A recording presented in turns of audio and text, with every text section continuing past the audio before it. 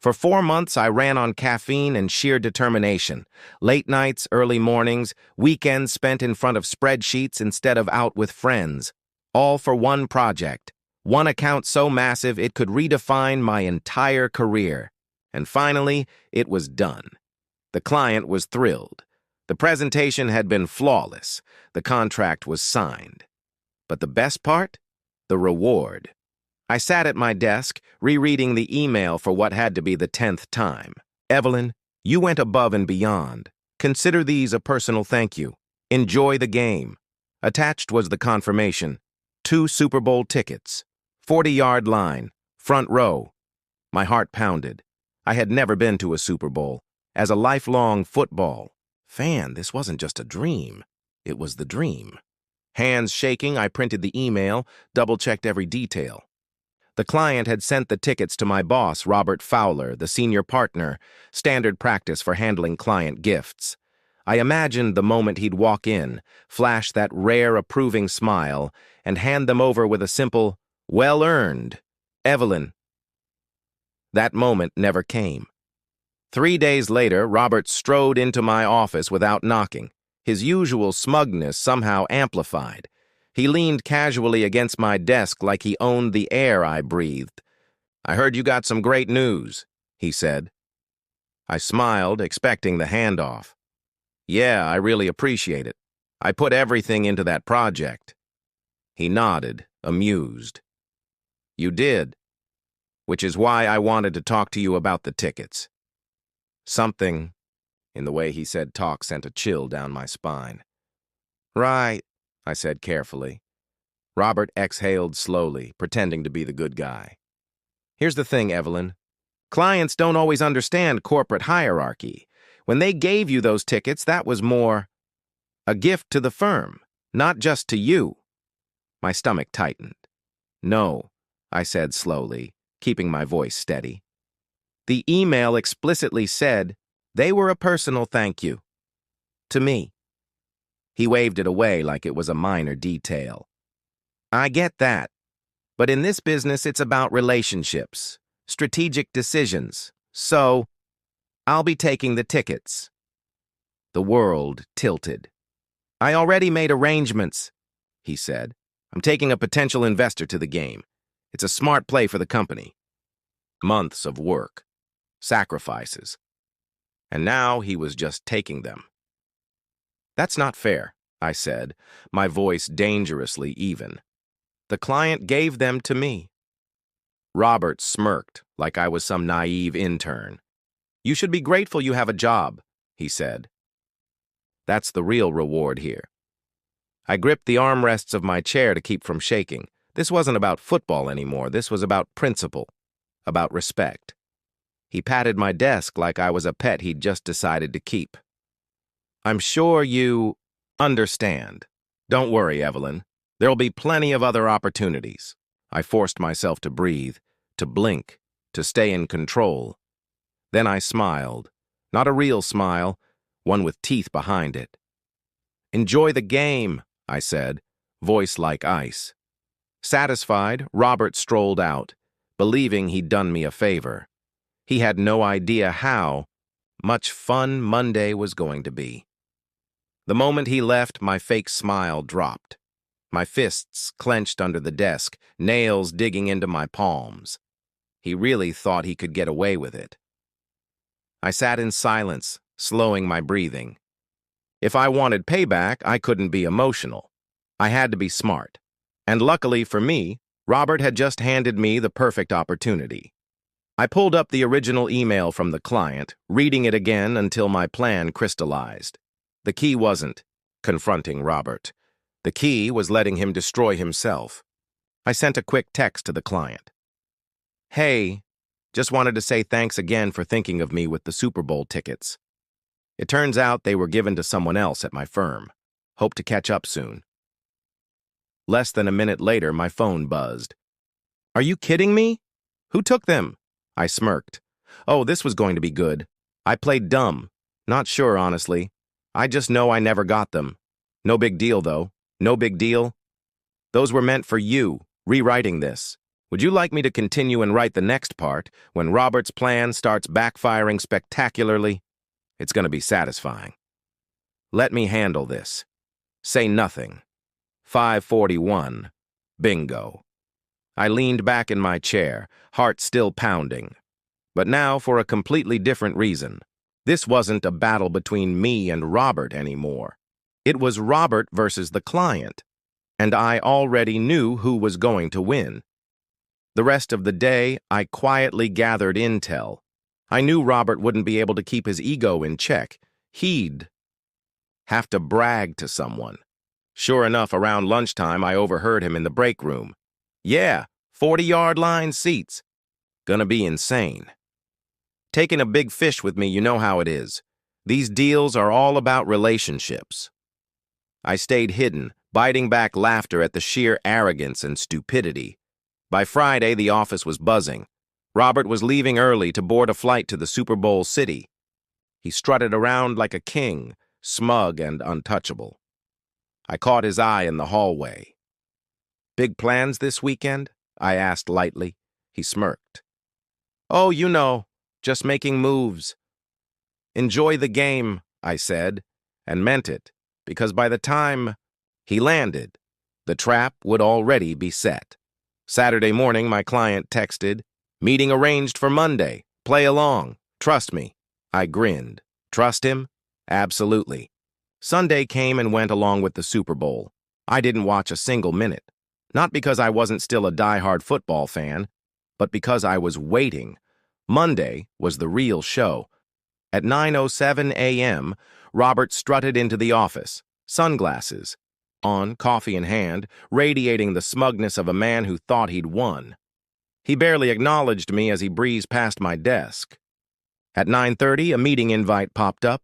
Subject, client review, mandatory attendance location, conference room, attendees, senior partners, Robert Fowler, client representative, Evelyn. I clicked, accept. Time for the curtain to rise.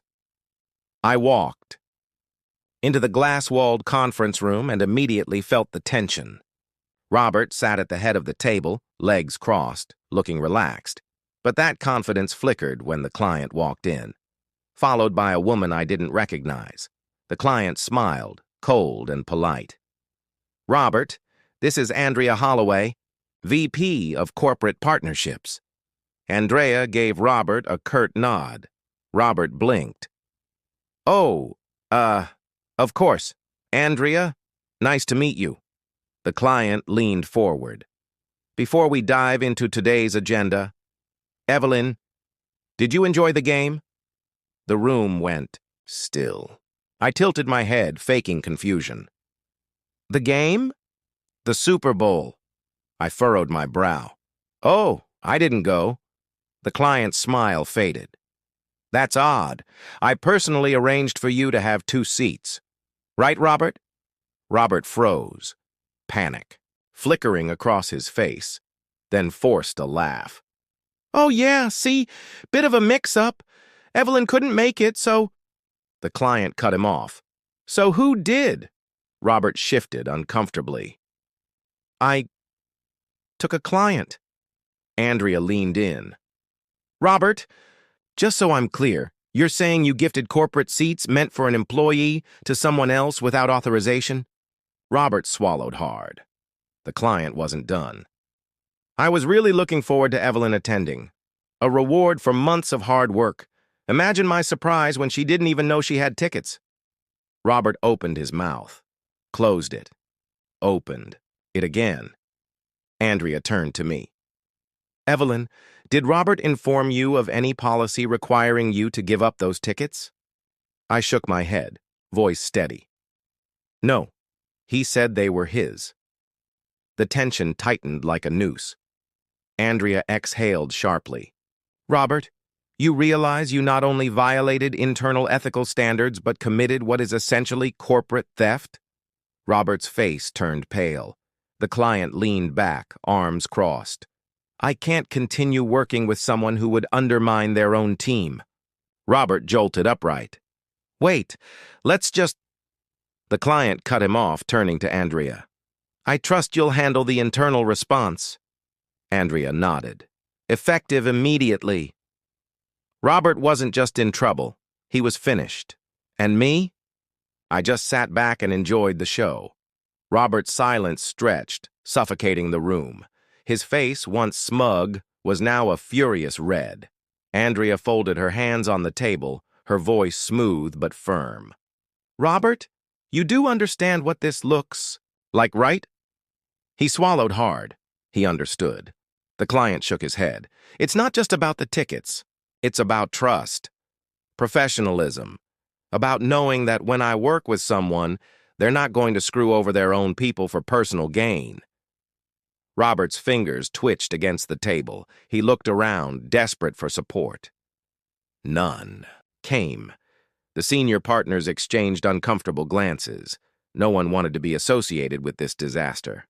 I sat still, hands folded neatly in my lap. No smirking, no gloating, just silence.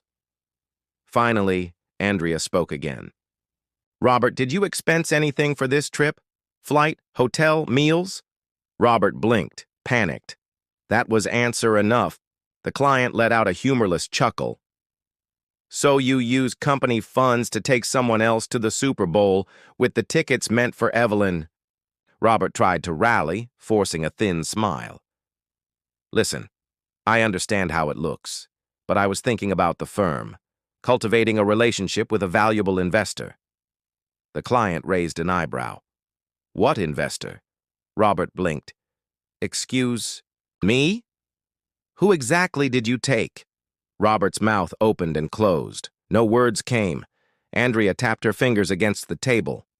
Robert, answer the question. We all knew the truth. Robert hadn't taken a client. He hadn't cultivated anything. He took his brother-in-law, a man with no business ties, no deals on the horizon, just someone to drink overpriced beer and enjoy the best seats in the house. And Robert had expensed every penny, and now every last bit of it was coming back to crush him. Would you like me to also create a slightly more intense version of this if you want to push the drama even further? Here's a clean rewrite of what you posted, keeping all the drama and tension, but polishing it for flow and clarity. His face tightened as the realization hit. There was no way out of this. The client shook his head. Unbelievable! He turned to Andrea. I want it noted that my firm will no longer be conducting business with Robert Fowler moving forward. Robert snapped his head up. Wait, that's not... The client spoke over him, ignoring the interruption. If you'd like to assign a different senior partner to handle my account, I'm open to discussing that. Or, quite frankly, he said, turning to me, I'd prefer to deal directly with Evelyn moving forward. I kept my expression neutral, but inside I was screaming with satisfaction. Andrea nodded. Understood. She tapped a few notes into her tablet. Robert, we'll handle this internally. I suggest you take the rest of the week off while we review the situation. Robert's face drained of all color. He opened his mouth to protest, but then caught the looks on Andrea's face, the client's face, everyone's face. He was done, finished, and he knew it. He stood abruptly, his chair scraping against the floor, and without another word, stormed out, the glass, doors swinging shut behind him. Silence fell, heavy and electric. Finally, the client turned to me, his expression softening. Evelyn, I want to apologize. I should have made sure you got those tickets personally.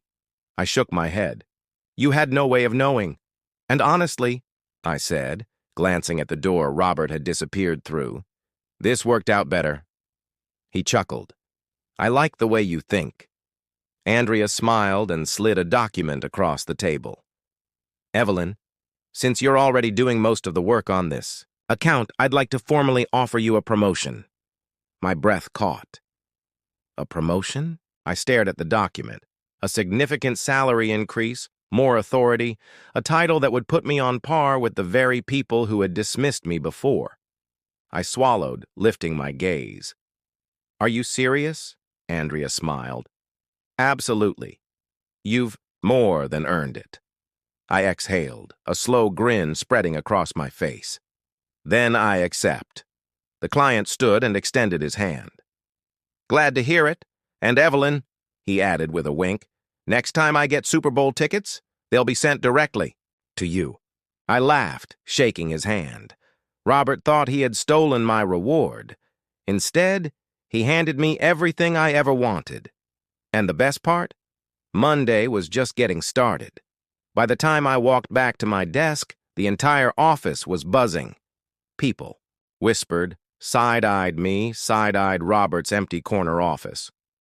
News traveled fast in corporate circles, and when a senior partner stormed out of a conference room looking like he'd seen a ghost, people noticed. I sat down, trying and failing to suppress the smirk tugging at my lips. My inbox exploded. Congratulations, messages of support, even a few, what just happened? Pings from colleagues who had only caught pieces of the drama. And then, a text. From Robert. What the hell did you do? I stared at it for a second before typing back. Me? Not sure what you mean. I thought you were making moves. I waited. No response, of course not. I let out a slow breath, glancing at the newly signed promotion letter on my desk. I had won, but Robert wasn't done with me yet. An hour later, I got the email. Subject, HR meeting. Immediate attendance required. I frowned. Robert wouldn't go down without a fight. I grabbed my notebook and made my way to HR. The receptionist barely made eye contact, just gestured toward the glass-walled room in the back. Inside, Denise from HR sat at the table looking uncomfortable. Across from her, Robert. He didn't look smug anymore. No, this was a cornered animal, desperate and dangerous. Denise cleared her throat. Evelyn, have a seat. I did. Robert leaned forward, fake concern dripping from his voice. Evelyn, I really hoped we wouldn't have to do this, he said, sighing dramatically. But we've identified a very serious issue. I raised an eyebrow. Which is? He sighed again. The firm has been reviewing some of your recent communications, and we believe you may have violated corporate confidentiality by discussing internal matters with an external client. I blinked. Oh, this was the play. Denise glanced awkwardly between us. Robert brought this concern to us this morning. Of course he did. He was trying to flip the narrative, paint me as the problem, salvage his career. I tilted my head slightly and said, and what specific confidential business matters, huh? Are we talking about Robert? I asked, folding my hands calmly on the table. Robert's face tightened. The emails you sent regarding the Super Bowl tickets, that was an internal matter, Evelyn. You took it to a client. I let out a small, disbelieving laugh. Right. So a gift meant for me personally, which was then stolen, is now an internal business matter? Denise flinched at the word stolen. Robert's jaw twitched. I wouldn't call it stolen, he muttered. I cut him off. Really? Because the client did, in front of everyone. Silence. I leaned back. This isn't about confidentiality. This is about you getting caught. And now you're throwing a tantrum because, for once, there are consequences. Denise exhaled carefully. Robert, I understand your concern, but after reviewing the situation, I see no violation of any policy on Evelyn's part. Robert's head snapped toward her. Excuse me? She glanced down at her notes. The client was the original sender of the gift. He had the right to ask about it. Evelyn didn't disclose any company strategy, financials, or trade secrets, only the status of a personal gift. Robert's face darkened. So that's it?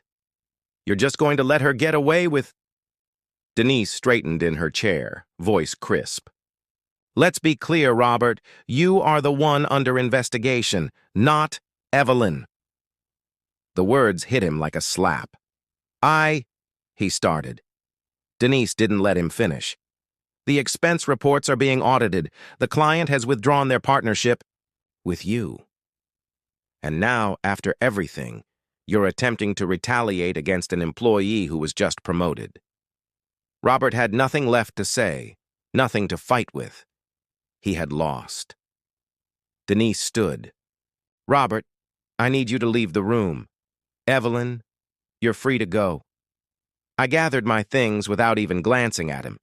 By the time I returned to my desk, an email had gone out. Effective immediately, Robert Faulkner is no longer with the firm. We wish him the best in his future endeavors. I read it twice just to be sure. Then, for the first time all day, I smiled. Robert was gone, and I had won. But the best part? This wasn't just a victory for me. It was a warning to every arrogant, entitled boss. Never underestimate the people you think are beneath you. They might just be the ones who bring you down. The office buzzed in hushed whispers, stolen glances, careful conversations. A senior partner taken down. Not by another executive, not by some man in a suit, but by me. I sat at my desk, rereading the official company email. Robert's name had already been scrubbed from the directory. His office locked, his belongings, packed by HR. It was like he had never existed. And yet, there was still one thing left to do. I pulled out my phone and dialed my client. He picked up on the first ring. Evelyn, he said, amusement in his voice. I assume you've heard the news. I have, I replied lightly. Figured I owed you a thank you. He laughed. Oh, don't thank me. Robert did this to himself. You just handed him the rope. I smirked. Still, I appreciate how public it was. There was a pause. His tone grew serious. Tell me, Evelyn, are you happy where you are? I froze. What do you mean? Let's look at the facts, he said casually. You were the one building the account. Your firm promoted you because they had to, not because they wanted to. And Robert's downfall? That was all you. I sat back, heart pounding. I'll be blunt, he continued. I don't like your firm. I only tolerated it because I liked working with you. Oh, I breathed, blinking. He chuckled. So here's the offer. Come work for me. Lead my business strategy team. And of course, he let the silence stretch. I'll double whatever your firm is paying you. I nearly dropped my phone. Double. Not a raise, not a bump, double. I swallowed. That's a big offer. It's only fair, he said smoothly. I hesitated. This was happening too fast. I had just been promoted. Was I really about to throw it all away? But then I thought about it. I thought about the years spent being overlooked, undervalued, used. The times my ideas were repackaged by men like Robert. The fact that I was promoted, only because a scandal forced their hand. Did I owe them anything? No, I didn't. A slow smile spread across my face. Send me the offer, I said. I think I'm ready for something better. The next morning, I handed Denise my signed resignation letter. You're leaving? She gasped. I nodded. Got an offer I couldn't refuse. She glanced at the letter, and her eyes widened when she saw the salary. Damn, she muttered. Well, I can't blame you. I smiled, packed my things, and walked through the office one last time. Some colleagues congratulated me, some were stunned. A few weren't. Surprised at all. Just as I was about to leave, a final text buzzed through. Unknown. Number, Robert Faulkner. Enjoy your little victory. You just got lucky. I stared at the message, then typed back, me. Luck had nothing to do with it. And with that, I walked out. 1 year later, I stood in my corner office overlooking the city skyline. My name was on the door. My team respected me. My salary was more than I had ever dreamed. And best of all, I was working for people who truly valued me. As I scrolled through my phone, an industry alert popped up. Former executive Robert. Faulkner files lawsuit against former firm, claims wrongful termination. I laughed. He was still trying to fight a battle he had already lost. Meanwhile, I had gained everything. And that was the sweetest revenge of all.